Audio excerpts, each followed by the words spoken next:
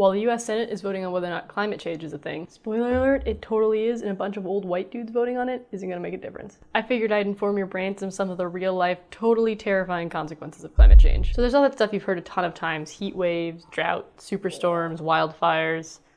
And while all that stuff is super terrifying, I've been informed that people already know that and don't seem to care. Even though all that stuff is happening, not much has changed. People still really want to be stuck in their ways.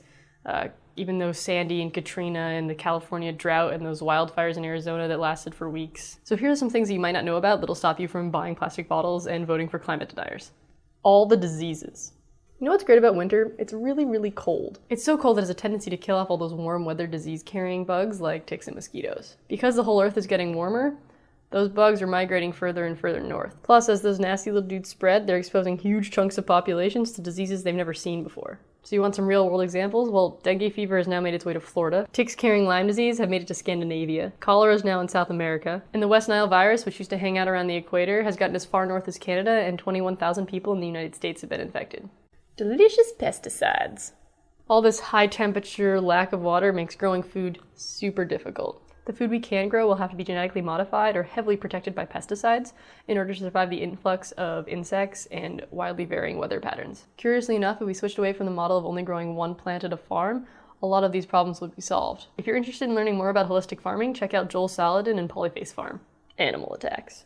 People aren't going to be the only ones having a hard time finding food. As species begin migrating or going extinct, animals are going to have to start looking for food in new places. Think that trash can behind your house. Soon it's not just going to be raccoons rooting through there, but things like bears and large cats. Why are bears so hungry? Because their traditional diets of berries, pine cones, and nuts are in short supply due to poor growing conditions caused by climate change. And giant, terrifying land mammals aren't going to be our only problem. As warming oceans erase the natural barrier between the deep ocean and the coastline, more and more jellyfish are going to start stinging you. So basically, if you keep contributing to climate change, it means you're going to get stung by zillions of jellyfish every time you go swimming. So I've covered a lot of external issues, so now let's go internal. Mental illness. Researchers have found a significant link between high temperatures and rise in suicide rates and dementia. Plus, medication for extreme mental disorders like schizophrenia interrupt the body's ability to regulate heat, which means warmer temperatures are more likely to cause heat stroke in those individuals. Plus, there's the fact that climate change alone can cause stress. Being in a hurricane, being in incredibly hot weathers, having influxes of rain that your community isn't used to dealing with can cause a lot of stress. That stress can compound upon those who are already mentally ill, or incline some other individuals to become mentally ill. Allergies forever. Now we all know that air quality is a huge problem, not even just for climate change, but just for walking around. Like insects, winter has a tendency to keep pollen and other allergens in check. With more frost-free days, higher temperatures, and increased CO2, plants are gonna go crazy, which means tons and tons of pollen. And all that warmer weather and increased rainfall in some places increases the prevalency of mold and fungi. Sniffle, sniffle. Plus, all these allergies will only get worse as we keep dirtying the air. Rates of asthma and allergies have increased in the last decade. I mean, have you looked at the air quality numbers in China recently? Mix in some volcanic ash or a little bit of smoke from increased wildfires, and you have a pretty great recipe for worldwide respiratory problems.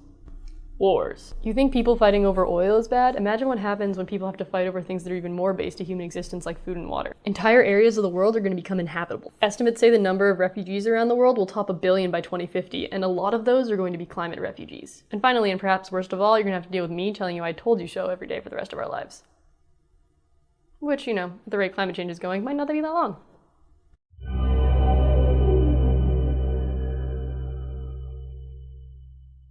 Hey guys, thanks for watching. Sorry if that was a little bit of a downer. If you're now looking for how you can contribute to this movement, check out my video from last week about telling Obama and the senators not to vote for the Keystone XL pipeline, or see what New York just did to ban fracking.